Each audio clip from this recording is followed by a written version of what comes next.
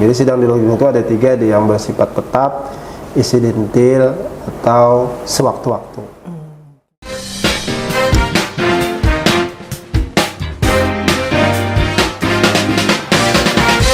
Assalamualaikum warahmatullahi wabarakatuh. Kembali lagi di Siniar Pagi, Siniar Pengadilan Agama Barabai, dengan saya Fianka Delia Divaratri.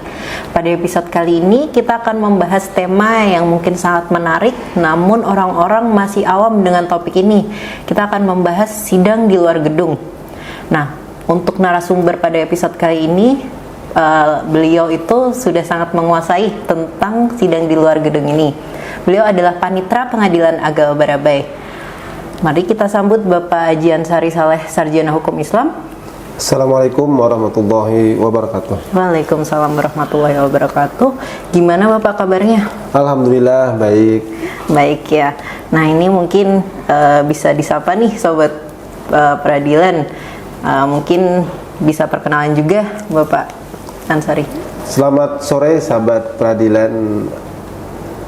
Nama saya Ansari Saleh, Panitra Pengadilan Agama Barabai. Baik Bapak, terima kasih.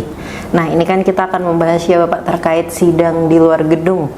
Nah, ini kan mungkin memang topik yang awam bagi masyarakat. Orang-orang mengetahuinya sidang itu pasti di kantor pengadilan. Ya, betul. Nah, mungkin bisa Bapak jelaskan sedikit nih, apa sih maksud dari sidang di luar gedung? Apakah sidangnya itu di kantor pengadilan tapi tidak ada gedungnya atau bagaimana? Nah, mungkin bisa dijelaskan Bapak. Jadi sidang di luar gedung berdasarkan peraturan Mahkamah Agung nomor 1 tahun 2014.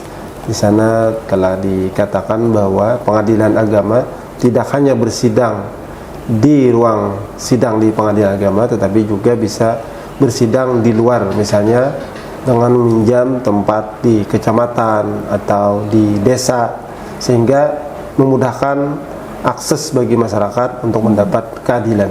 Nah, untuk sidang di luar gedung ini apakah program baru di tahun 2024 atau memang sudah ada di tahun-tahun sebelumnya, Bapak? Sudah lama. Jadi Mahkamah Agung dalam hal ini peradilan agama, badan peradilan di bawah Mahkamah Agung sejak tahun 2014 telah melaksanakan sidang di luar gedung. Jadi sidang di luar gedung itu ada 3, ada yang bersifat tetap, insidentil, atau sewaktu-waktu. Gitu ya Pak ya. Lalu Bapak, untuk perbedaan mendasar dari sidang di kantor dengan sidang di luar gedung itu apa ya? Jadi tidak ada hal yang mendasar antara perbedaan antara sidang di pengadilan agama dan sidang di luar gedung.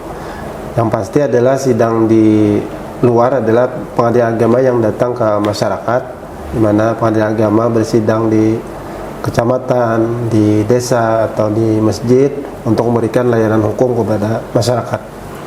Gitu ya. Lalu tujuan dan manfaat dari kegiatan sidang di luar gedung ini bagi masyarakat, khususnya masyarakat Kabupaten Hulu Sungai Tengah itu apa sih Bapak? Jadi untuk masyarakat khususnya di Kabupaten Hulu Sungai Tengah, sebenarnya layanan ini sangat membantu, sehingga bagi mereka sangat efektif, efisien, dan biaya ringan, di mana masyarakat tidak lagi perlu datang ke pengadilan agama untuk menyelesaikan masalah hukum mereka. Mereka hanya ada di desa, mereka sudah dapat layanan. Gitu ya. Lalu untuk perkara yang disidangkan nih, apakah ada perkara khusus yang harus disidangkan waktu sidang di luar gedung itu, atau semua perkara yang disidangkan di pengadilan agama itu bisa disidangkan pada saat sidang di luar gedung?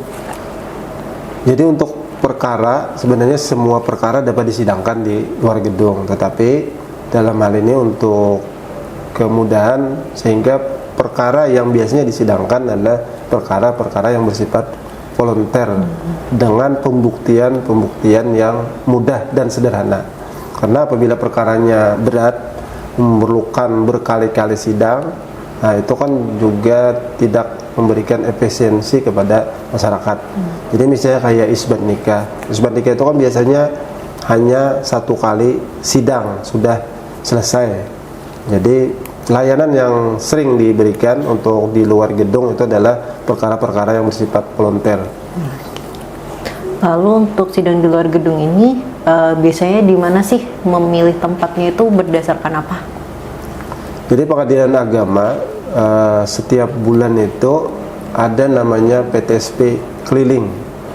Nah, di sana petugas PTSP memberikan pengarahan, memberikan informasi kepada masyarakat bahwa adanya layanan. Jadi masyarakat dapat mendaftar di PTSP keliling. Setelah melihat banyaknya perkara di sana, maka kita tunjuklah tempat sidang keliling di desa tersebut. Misalnya kita beberapa kali pernah mengadakan di Kecamatan Limpaso, pernah mengadakan di Kecamatan Tandilang, yang memang daerah-daerah tersebut daerah yang jauh aksesnya dari ibu kota kabupaten. Gitu ya. Lalu untuk tahun ini, apakah Pengadilan Agama Barabai sudah melaksanakan sidang di luar gedung? Lalu kalau misalnya sudah itu, di mana aja sih Bapak lokasinya? Pengadilan Agama beberapa kali telah mengadakan sidang di luar gedung. Jadi Pengadilan Agama telah mendapat anggaran dari pemerintah, khususnya di anggaran dari Mahkamah Agung. Kami telah mengadakan sebanyak 10 kali sidang di luar gedung. Pertama di Desa Limpaso dan di Kecamatan Pandawan dan juga di Kecamatan Tandilang. Dan juga kami beberapa kali telah bekerja sama dengan Dinas Kependudukan dan Pencatatan Sipil, dengan Kementerian Agama melakukan sidang terpadu. Nah, sehingga masyarakat tidak hanya mendapat layanan sidang dengan penetapan, tetapi juga setelah dapat penetapan langsung dapat buku nikah dan juga mendapatkan kartu keluarga, akta kelahiran, dan KTP dari Dinas Kependudukan Pencatatan Sipil Kabupaten Hulu Sungai Tengah. Oh gitu ya Pak. Nah, kalau misalnya anggaran tersebut telah habis, apakah masih tetap melaksanakan sidang di luar gedung ini? Ada beberapa kali kami melaksanakan sidang di luar gedung. Jadi tidak hanya dengan anggaran yang telah diberikan pemerintah, tetapi juga kita menggandeng pihak ketiga. Biasanya ada dari Basnas Hulu Sungai Tengah yang memberikan biaya kepada masyarakat untuk sidang di tempat tertentu. Bisa juga dari bank, pernah dengan Bank BSI dan Bank BRI. Seperti apa saja sih upaya Pengadilan Agama Barabai dalam meningkatkan kualitas layanan melalui sidang di luar gedung ini, Bapak? Jadi untuk sidang di luar gedung ini, Pengadilan Agama menggandeng pihak terkait, misalnya dari pemerintah Kabupaten Hulu Sungai Tengah, didukung oleh Disduk Capil dan juga dari Kementerian Agama, sehingga kita bersama-sama selain masyarakat mendapat penetapan dari pengadilan, masyarakat juga mendapat buku nikah, dan juga masyarakat mendapatkan perubahan dari identitas melalui KK dan KTP. Jadi kami dari Pengadilan Agama selalu berinovasi, tidak hanya dengan pemerintah daerah, juga dengan pihak-pihak swasta yang memberikan biaya dan dana, sehingga makin banyak persidangan di luar gedung, maka untuk layanan kepada masyarakat akan semakin prima. Seperti apa saja sih upaya Pengadilan Agama Barabai dalam meningkatkan kualitas layanan melalui sidang di luar gedung ini, Bapak? Jadi Pengadilan Agama Barabai terus melakukan upaya dengan menggandeng pemerintah daerah, khususnya Disduk Capil, dan begitu juga dengan Kementerian Agama, sehingga masyarakat tidak hanya mendapat penetapan dari Pengadilan Agama, juga setelah itu mendapat buku nikah dan juga perubahan biodata pada kartu keluarga dan KTP-nya, sehingga pelayanan kepada masyarakat di Kabupaten Hulu Sungai Tengah ini lebih baik lagi. Nah, dalam pelaksanaan sidang di luar gedung ini, Bapak, apakah ada tantangan atau kendala dalam pelaksanaan kegiatan ini? Kalau kendala sebenarnya tidak terlalu berarti, tetapi yang tantangan ini sebenarnya karena kita mengadakan di desa-desa atau daerah-daerah terluar yang sulit dijangkau, sehingga akses jalan sulit, sehingga perlu upaya lebih untuk mencapai daerah tersebut. dan juga pernah juga kami menggunakan perahu untuk daerah-daerah rawa, misalnya kayak di daerah Sungai Buluh. Mungkin itu yang menjadi tantangan tersendiri bagi kami melaksanakan sidang keliling.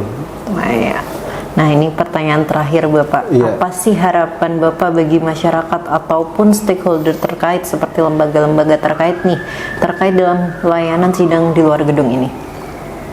Semoga dengan kita dengan pemerintah daerah dapat bersama-sama melakukan sidang keliling, khususnya dinamakan dengan sidang terpadu, sehingga kita dapat memberikan pelayanan yang prima kepada masyarakat, khususnya masyarakat yang sulit dijangkau dan masyarakat yang sulit aksesnya lah untuk perkotaan. Nah, terima kasih sekali Bapak atas Sama-sama, waktunya. terima kasih. Gitu, untuk Sobat Peradilan, jangan lupa diambil manfaat dari obrolan kita pada sore hari ini. Mungkin gitu saja ya Bapak ya. Mohon Terima maaf kasih. kalau ada salah-salah kata. Sama-sama. Nah, semoga apa yang Bapak Ansari ini sampaikan bisa bermanfaat untuk Sobat Peradilan semua. Nah, untuk kalian yang belum menonton episode sebelumnya, bisa aja cek di YouTube Pengadilan Agama Barabai, dan jangan lupa di like, komen, dan subscribe. Dan jangan lupa di share ke teman-teman kalian. Nantikan episode-episode selanjutnya. Gitu saja dari saya. Mewakili tim yang bertugas, saya mengucapkan terima kasih dan mohon maaf. Wassalamualaikum warahmatullahi wabarakatuh.